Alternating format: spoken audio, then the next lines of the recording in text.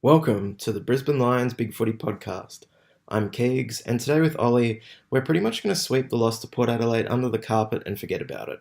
Instead, we're going to talk about the players that have left us and moved on to other clubs, talk about how they're personally performing, and talk about how we as a club have bounced back from their departures. And then we'll look ahead to the Swans this weekend at the SCG. Here we go.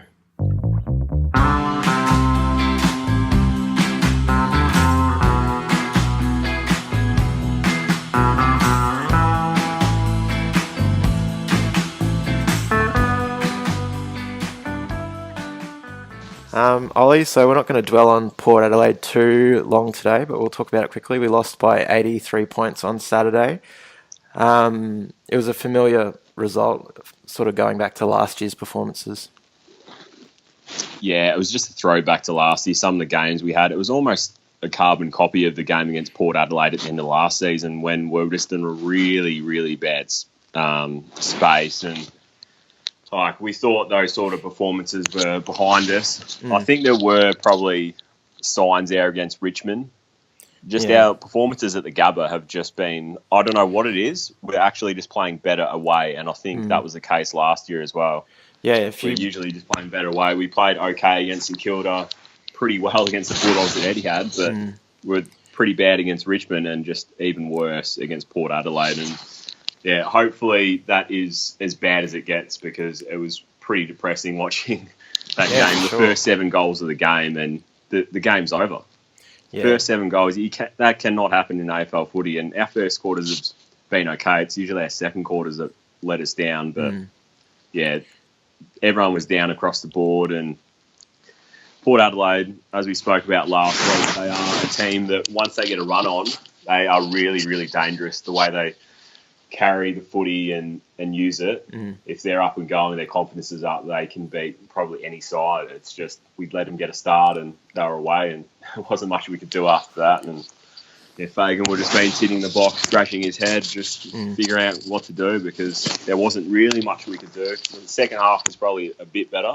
The first quarter was just an absolute disaster, but yeah, there wasn't really a lot to like our performance, but hopefully that's as bad as it gets and we can just move on and get back to playing some footy. I think we didn't want to think those sort of performances like they were last year would happen again, but they might at times this year as we transition across. But yeah, hopefully better times to come after that. It's probably the first time this year that our senior players have let us down. Like, they've carried a big workload this year, like Steph Martin, Beams, Rockcliffe, Zorko, and yeah, none of them really fired a shot, and it showed in our whole performance across the board. We really struggled as a team. I suppose we can't rely on them, week in, week out. They've done really well to date so far this year, but yeah, we really struggled without their input. Yeah, we sure did. Some of those guys are really down, and Port Adelaide just really got on top of us, and it's going to be hard when you have so many young guys in the side if all your senior players are down. Mitch Robinson, as he does every week, he was having a crack, throwing his body around. He gives 100% every week. But yeah, he was awesome. He didn't have a lot of helpers. As you said, Beams was well down. Steph Martin, we just got killed in all areas. And like I said before, first 7 goals of the game, there's no coming back from that. And I think there would have just been probably a few flashbacks to last year, thinking, here we go again. We're getting belted on our home deck, and it's a real concern to put in those sort of performances at the Gabba. Yeah. When crowds have been dwindling throughout the last few years, and obviously when the Suns came in, our membership and the crowds dropped a lot, and we need to get that back up there again to be a powerful club. And yeah, we only had 13,000 there on the weekend, and we've dished up that. It's really concerning, and hopefully we can start turning those efforts around at the Gabba. Yeah, for sure. It's definitely a concern. I think if you took into account last year's performances as well, the average losing margin at the Gabba in recent times wouldn't make for pretty reading. There were a few positive performances out of the weekend, though. I thought Keys probably played his best game for the club. Louis Taylor continued what's been a good year. Robbo, as you said. And I think there was someone else. I thought Clay Beams was all right as well, actually. Clay Beams is okay, yeah. Got more disposals than his brother, which probably won't be said ever again. Yeah, I wouldn't have thought so. But as I mentioned in the intro, we're going to deflect from what was a disappointing day and talk about, I suppose, where are they now, the players that have moved on from the Lions. I'm going to start with the Go Home Five, which dates back to 2013 when we had a mass exodus of young players. Ollie, I'll ask you the question, who do you miss most from that group? Oh, without a doubt, Elliot Yeo. And Yeah. I said that at the time. He was probably... Everyone was banging on about how we'd lost 5 young players, 5 high draft picks, but I only thought at the time, and I'll probably change my tune on Doherty, obviously after he had a standout year last year, but I thought at the time Yeo was the only one would really miss. It was more that psychological thing in losing the 5 top-end draft picks and how it looked on the outside. But Yeo, definitely. He was an absolute star in that 2013 season, and it was one of my favourite players that year, and I thought if he could stick around, he'd be an absolute superstar for us. The way he carries the ball, runs, jumps. Yeah, he's definitely one I miss the most. And, when I see him playing for West Coast at the moment, it's still pretty hard to watch at times because he's a very good player. But, yeah, Yo for sure. Yeah, I completely agree with you. Just that ability to intercept mark, not only defend and cut off, the opposition, but to intercept mark and then counter attack.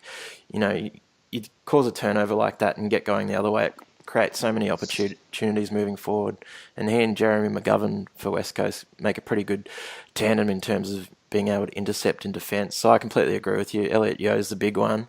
Doherty's second, but I think he can get found out a bit in defence. Like, he's a good rebounder, but if you get him sort of one-on-one deep, it can be caught out a bit, but certainly he was a big loss. And I think if you put those two on a half-back flank for the Lions, suddenly our team probably wouldn't look as bad as it is.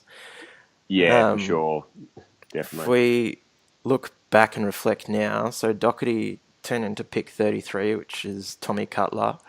So a similar player, but I suppose you'd definitely prefer Doherty at this stage. And Elliot Yeo... use the ball better. Elliot Yeo turned into pick 28, which is Lewis Taylor. Obviously the Rising Star winner and, an important part of our team, especially this year. But, yeah, Yeo's definitely got a bit of X factor and he's a pretty special talent. Yeah, different players, for sure. Yeah, for sure. But, yeah, we weren't completely found out there. We were able to get Louis Taylor in from Yeo going home. It's just because he's a WA boy and just wanted to go home. So it was... really hard at the time, but I think in hindsight, and I really did think at the time that Yeo was the only big loss. And you look at those other guys, and they really haven't gone on to carve a big name for themselves in footy, and they're not really missed too much. I think, as you mentioned, a half back line would be so much better with Doherty and Yeo in there. But we move on. So I guess the third player that I miss, and I'm pretty confident when I say that I think you'll be in the same boat as me, but Polek. We lost him to Port, and it turned into pick 34 and pick 14, which was then on-traded with GWS and eventually turned into Gardner. Pick 34 was Nick Robertson. But Jared Polek would be pretty handy on a wing. Like, I do think he's a bit of a downhill skier, but I think we do miss a bit of that outside pace and polish. Yeah, we do miss some of that pace, but as you said, I think he's a massive downhill skier, and he was at the Lions as well. I didn't really rate him at the Lions. He did some really good things. I liked him early, but I think his attitude isn't great. And it's showing up at Port as well. He had a really good occasional game, and that he'll just drift out of games. So, we'd still love to have him, obviously, but I don't think he's as big as a loss as what some people thought he might be. Like, he's damaging, but he's easy to shut down because he sort of relies on other people to win the ball. He's not an inside player, is he? He's probably not harsh to say that he shies away from the contest a bit. And next one for me would be Billy Longer. He hasn't sort of hurt us too much for the St Kilda. Looking. No, he's behind Tom Hickey, and So we traded Billy Longer and pick 48 for pick 25 and pick 41. 25 was used on McStay, so that's a pretty good result there. And pick 41 was traded for Trent West, who we got some pretty serviceable games out of, I would have thought.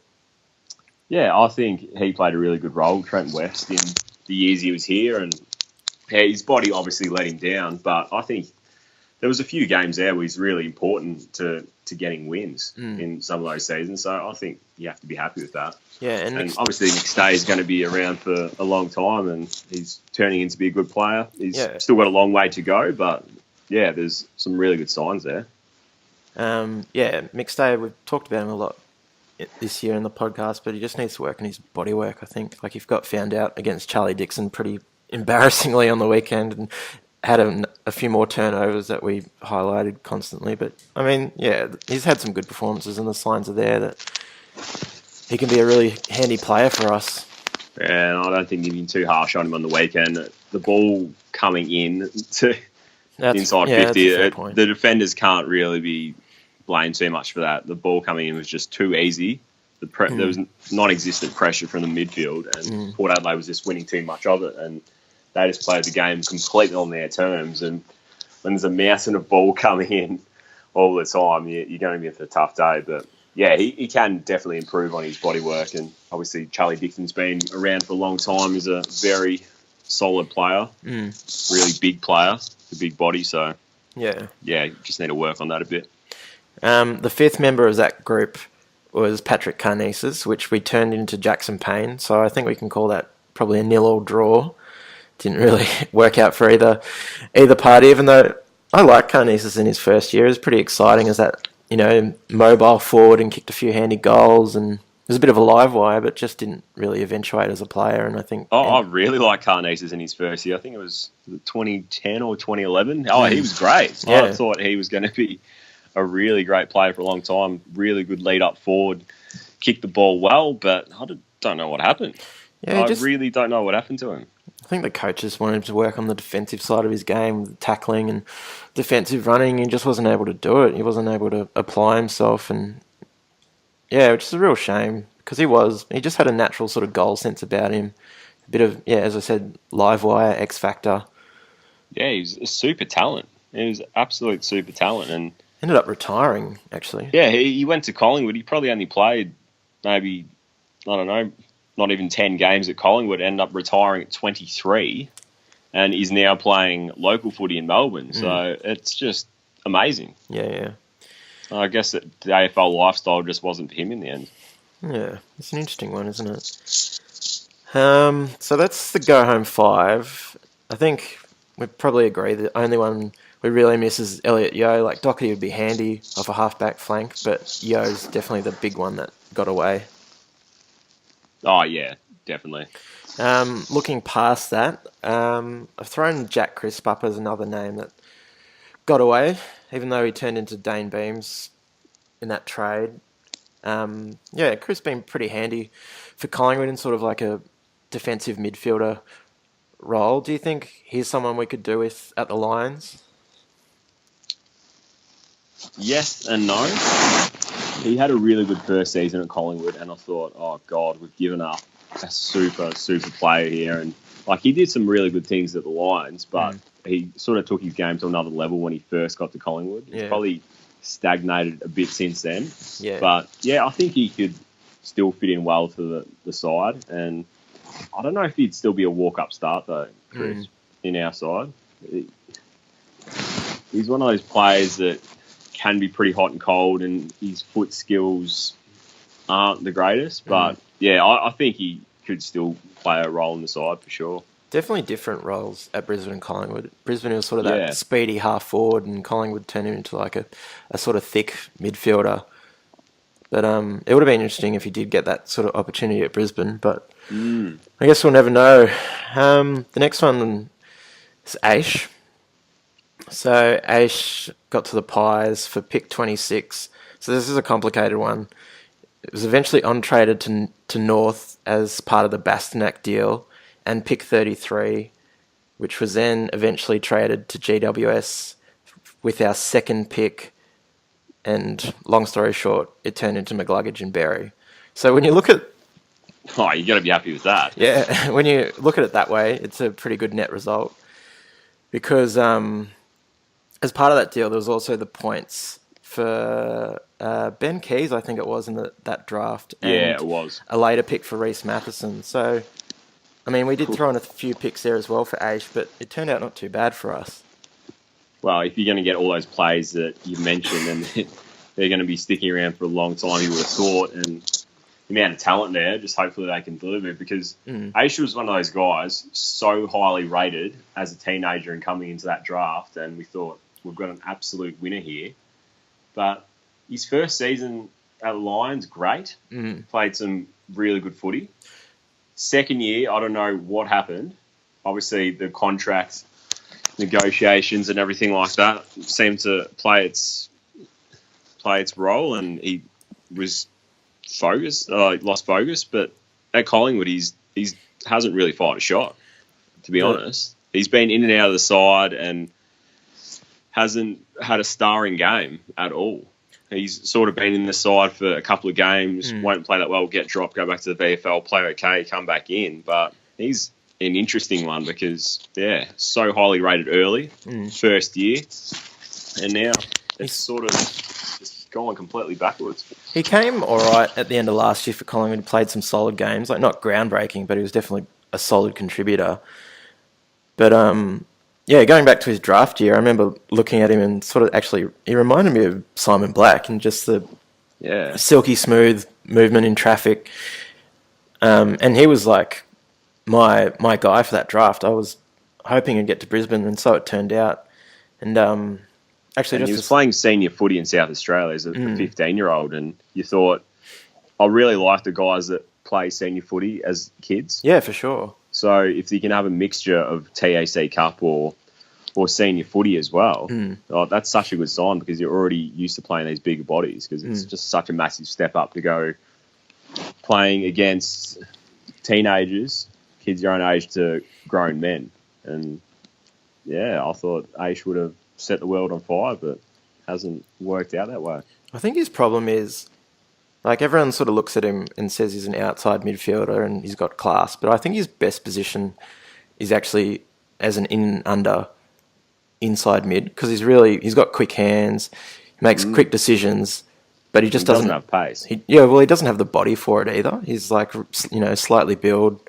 Yeah. So I don't think he'll ever get that opportunity to be an inside mid, especially behind the likes of, like Greenwood and Crisp, and there's probably some other bigger bodies I'm missing there for Collingwood. But I don't know if you're familiar with the Brisbane Lions club account does like Throwback Thursdays, and a recent one was the St Kilda win in Auckland a few years back in Aish's first year. Yeah. And he was brilliant. He was, yeah, I remember that game. He played really good. Yeah, it was just amazing to think, like, this guy must have been his fourth or fifth game. It looked like the world was his oyster. Like, he was just going to develop and be a star midfielder, but now he's probably not even starring at VFL level, if we're honest. Yeah, I think he might have got the Rising Star nomination for that game as well. Yeah, he did actually, yeah. He did. Yeah, even at VFL level, he really hasn't, like, some players go back to the VFL, absolutely dominate, and you can't possibly not pick them. But at the moment, Aish is one of those guys that's just like, okay, if we got a few injuries, we'll put him back in, but he's not banging down the door. Just to get back to that point on the Rising Star, I think he actually, like, that was the year Lewis Taylor won, but I think Aish might have finished third or fourth in the voting. He was pretty high up, yeah, for sure. So, anyway, I think, overall we can look at that as a pretty good win with Bastanak, Keys, Matheson, McCluggage and Berry. Like, it's very loose connection between... If you look at it that way, we've definitely won there. Yeah, like, we've thrown in a few picks as well, but on face value, we've done pretty well. The last name that's left us... Actually, there's a few more. Pierce Hanley. So it's hard to sort of analyse this one yet, because it's still ongoing as part of Port's pick, which we'll use later this year. But that deal was Hanley and our pick 19 for 22 and Port's first next year. So pick 22 we used on Alex Witherden, who's going pretty well in the NEAFL, solid half back, really good kick. And obviously we'll have a talented player to bring in next year. But yeah, Pearce hasn't been able to get on the field for Gold Coast, unfortunately, due to firstly family reasons and then injury. Yeah, with Pearce, it's a tough one because he was such a super player there for a few years, and he was one of my favourites. I remember that game against Melbourne in 2012, I think, might have been the first round win at the MCG. That's right, yeah. He really announced himself, and that running, I still remember that running goal. He snapped about 40 metres out, just the check side. I thought, yeah, we've got ourselves a superstar here, and he played some great games, especially in the Q clashes. He really dominated and got the disposals up, but yeah, he sort of fell away a bit last year, and there was a few things happened, but yeah, you would have thought that going over to Gold Coast there'd be a bit of negativity towards him, but I think it was one of those things that's probably best for both parties, and I think mutually it was probably the best thing in the end. Yeah, for sure. He needed a fresh start. He was, probably a bit disappointed and confused with how his footy was going, but yeah, it's sad to see what's happened with his brother. Had to go back home, and yeah, definitely. Yeah, that was just tragic. What happened there? Just such a young kid to go out like that way, and yeah, his injury troubles as well. He was out for a long time there, and I think that's really held him back. Obviously, with the hip, it's never clear cut with those sort of injuries. We don't miss his 2016 form because he was pretty poor last year, but I feel like we could do with another senior body just to, shoulder that load. Our leaders, absolutely. It was clear our leaders struggled against Port on the weekend, so we could definitely do with another senior member to help them out. But I think as part of our rebuild, I think we needed to do something like that, cash in on a player in the prime of his career for some young talent. Because let's face it, Pearce probably wasn't going to be part of our next, premiership assault. So yeah, it was probably a good time to cash in there. The next one's Jack Redden, which we turned into pick 17, which was then used on Bastanak. Gets back to that long-winded trade we talked about earlier, but Redden certainly hasn't gone on to do anything great for West Coast, and I actually read a lot of negative comments today about him. I was doing a bit of research, and he's averaging less disposals than he has in his 2 years at West Coast compared to the last 5 years at the Lions, so he's only at 16 and 17. At the Lions is in the 20s, and also less tackles as well. So hasn't worked out for him and probably for West Coast. Yeah, there seems to be a bit of a theme here. Just guys really setting the world on fire early and then not going on to great things, because I loved Redden his first couple of years. Yeah, for sure. 2009, his first proper year, he was super. And then throughout some of those tough years there, 2010, 2011, he was just a really shining light. Him and Rockcliffe are obviously great mates, and they worked perfectly in the midfield together. Yeah, since I was devastated when he left and wanted to leave, even though he probably wasn't playing his best footy the year he did leave, I thought, yeah, he's a senior player. He's been around for a long time. What does that say about the club if someone like him wants to leave, who's been here his whole career? But yeah, obviously there's been a lot of talk about him in the media. Is he playing his 150th, or he did play his 150th? Yeah, I think that's this weekend. Yeah, so he's coming up to that milestone. But yeah, he's been in and out of the West Coast side a bit, and they've given him opportunities, but just really hasn't been able to. It's an interesting one. I don't think he really fits in with West Coast midfield either, and just the way they play. So I think that might be a bit to do with it as well. But yeah, he's definitely gone backwards as a player since going to West Coast. I'm a bit different to you. I didn't begrudge him at all for leaving. So I think, he was a solid member through our really, really down times. And, it's only fair that someone sort of looks at the big picture and says, I want opportunities to play finals and play in good sides, make the most of my prime years, I guess. And, he gave what I think was pretty good service to Brisbane. And, he'd be handy now as another senior member like the point I made on Pearce. But it's interesting that his output's dropped away considerably, even though he's in a much better team. Yeah, I never held a grudge against him or anything for leaving. It was just, I was really disappointed because he was one of my favourites for a while there, and I thought he still had a bit to offer for sure, and I thought he would have come good again when we were coming good. And I think there are some players that,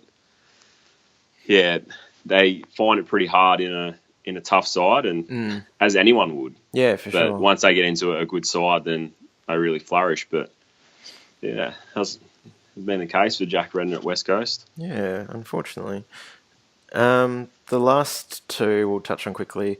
Play for Essendon, Leuenberger and Green. So Leuenberger left as a free agent, and Green, the club actually delisted Green. So not much coming back the other way there. What's your take on them? Could we do with them back at the club, or how do you think they've settled into life at Essendon? Well, Leuenberger's problem was always just he kept getting injured. Yep, still a problem. What was really setting back, and he's still a problem. And I thought when he did leave, I thought he's been a good player for us and a highly rated player for us, and he's always first ruckman picked, but he just couldn't put enough games together to be consistent, and it just really set him back. So, he had some good games there for a while, good seasons, but ultimately I thought, okay, he's probably getting a bit older now, and I think we have to go in a different direction with a ruckman. Yeah. He probably wasn't going to be first choice there for a while. Yeah, and he just couldn't adapt to playing, as a second ruckman behind Steph, and it probably didn't really suit Steph either. Like, he likes going one out. Yeah. So the fit just wasn't there, and Steph's playing. I thought he was really poor against Port, but he's having a good season nonetheless up until that game. Just your thoughts on Green as well. Yeah, I would have liked to have got something for Green, but injuries. Probably not the hardest trainer on the track, but a super talent. Yeah. And always has been. And I definitely think we could still use him now. The way he played, he started a bit slow on Anzac Day, but he was really good in the end. I thought, geez, he's still got it. He can still find the goals. And yeah, for sure. I'm happy for him to get a chance at Essendon, play in front of big crowds and get an opportunity. I didn't, obviously we delisted him, so you can't hold a grudge against him or anything like that. But no. I'm happy with how he's going, but we would still really like him. I think just that crumbing forward, and I think all small forwards, they're inconsistent. Yeah. And that was one of the knocks on him. He just would go in and out of games. But as a small forward, you're only going to get a few possessions a game. And not everyone can be Eddie Betts. So I think supporters probably were a bit too harsh on him. I've seen some pretty negative feedback on social media about him. And even last year as well when he stayed listed. But I thought, I would have liked to see us get something out of him rather than just cut him straight. I think as a small forward, his defensive pressure and his tackling needed to be better. Like I don't think he has the tank to sort of play that role, even though, his size and his stature would indicate that's his best position. Yeah, he just wasn't up to it in terms of his aerobic capacity. But no. He certainly knows how to find the goals. Like he's a natural goal sneak and makes the most of his limited opportunities, which was on show on Anzac Day. He finished with 3, I think it was. And he's making a pretty lethal combination up there with McDonald, Tippenwoody and Fantasia. Yeah, he is. It's a good forward line for the Bombers, actually. But, all right. So I guess to recap, as a whole, the only one we desperately miss is Yo. Like, we could do, like I made the point with another senior body, maybe a Redden or a Hanley, just to help and lighten the load. But Yo's the big one, I think, that's got away. Yeah, he is for sure. And I mean, in terms of the returns as well, it doesn't look as bad as what one might think. Like the Go Home 5 had a lot of negativity about it, and obviously wasn't good for the club because now we've got a big age gap on our list left by them. But in terms of the returns, it's not too bad, especially the Aish situation. That turned out pretty well, I thought. Yeah, it did. I think I mentioned a bit earlier, just the Go Home 5, there was so much negativity around that, and it was just more the way it looked outside the club and just coming back into the club and people asking the club questions just Like, how can you let 5 players go, 5 young players that are pretty high draft picks, just leave like that? But, yes, it's not good at all. But I think the way it was perceived at the time was just absolutely disastrous. But Yeah, for sure. the way they've gone on to play their footy elsewhere, as we've talked about, Yo's the one real big loss, and the other guys, one's retired, one's barely getting a game longer at St Kilda, and yeah. Well, Pollock's going okay. Doherty's had a good season, but yeah, Yo's the one big one. to play devil's advocate and spin that situation on its head, the only one of those early picks we miss is Yo, and he was, I think, a pick in the 30s. Do you think then it reflects poorly on our recruiting that these guys haven't kicked on? Like Billy Longer was, I think, a pick 8. Yeah, he was. Yeah. Pollock was pick. He was like a 4 or something. Yeah. Yeah. So do you think, we might not miss them that greatly, but do you think it's a bit of a blight on our recruiters that they haven't made the most of those picks? Yeah, I've thought about this a lot lately, and I think our recruiting definitely hasn't been up to standard the last probably 10 years, and I think we have made some pretty poor decisions, and that's been reflected by these players going elsewhere.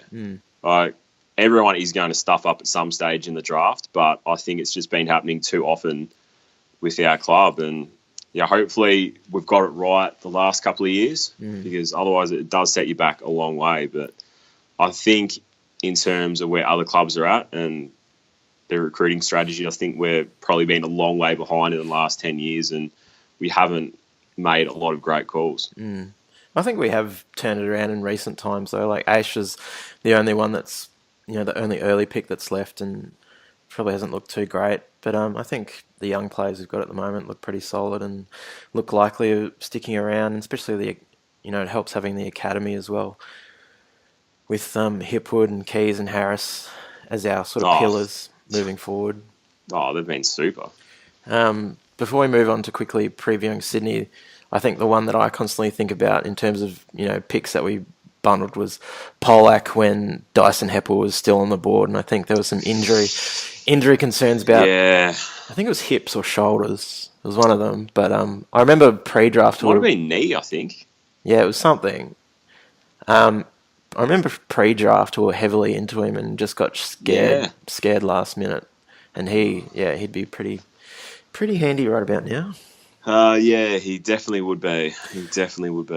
All right, well, that's a good reflection now. I actually feel better about our list now. But we'll look quickly at Sydney. Interestingly enough, before this season, we probably would have earmarked these 2 weeks as a bit of a horror stretch with Sydney and Hawthorn, but they've, at this stage of the year, got one win between them.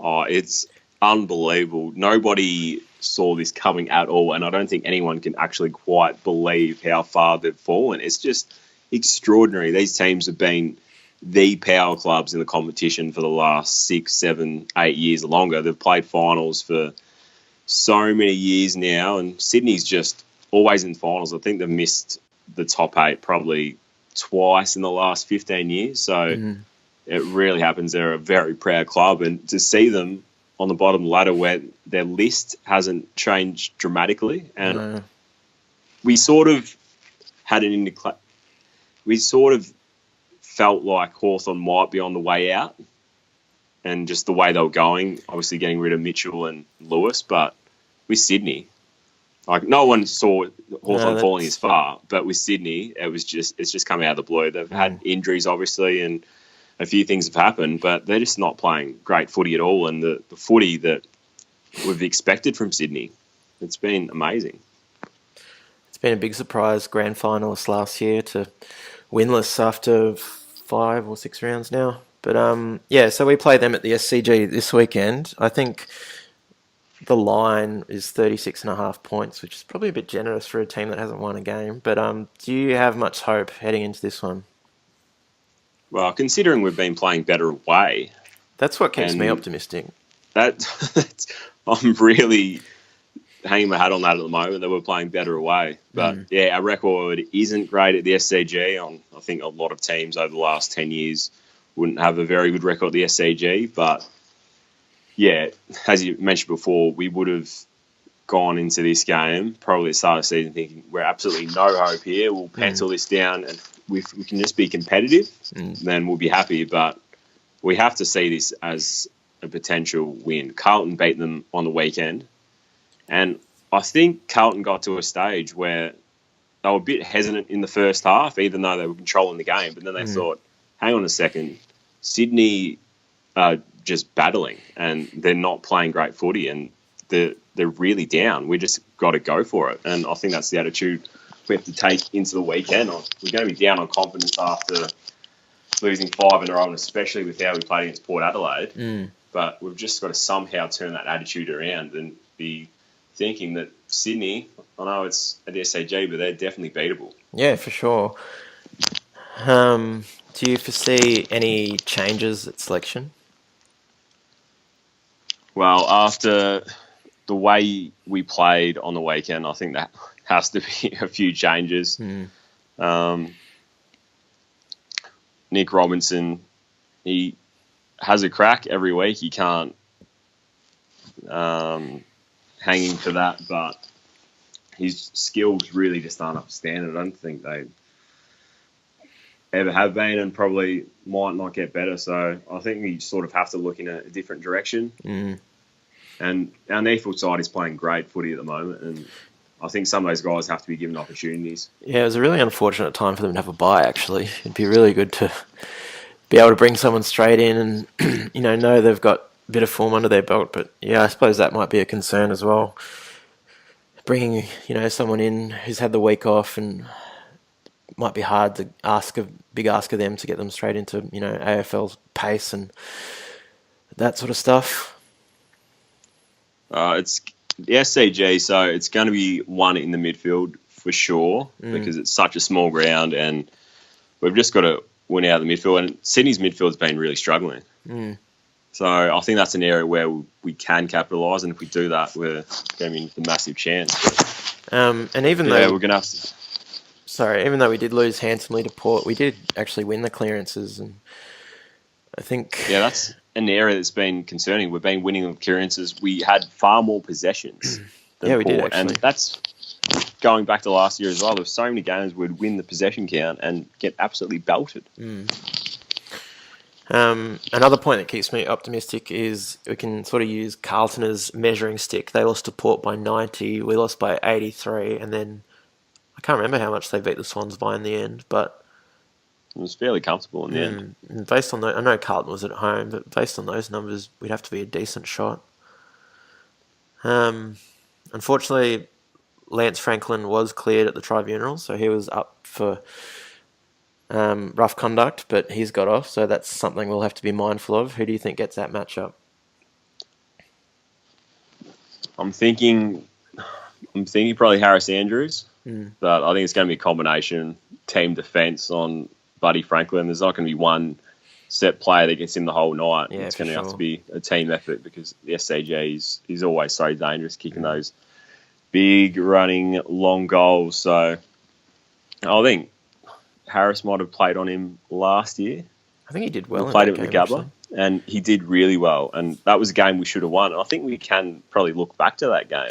Yeah, when Sydney was going great, we weren't going very good at all, and we should have won. I think there was a stretcher gate. I was going to say that's what it was. We're playing for the Stretcher Cup this weekend, aren't we? Yeah, that bloody stretcher cost us the game. We would have won. Yeah, that was heartbreaking. I think Pierce Hanley had a contested ball in the forward pocket, and then the stretcher came out, so they had to stop the game. So, so I wonder who's going to win the Stretcher Cup this weekend. Hopefully, no contentious incidents like that will come our way. But I think like you, I'm pretty optimistic heading into this one, and I don't think we'll get anything as bad as the Port game.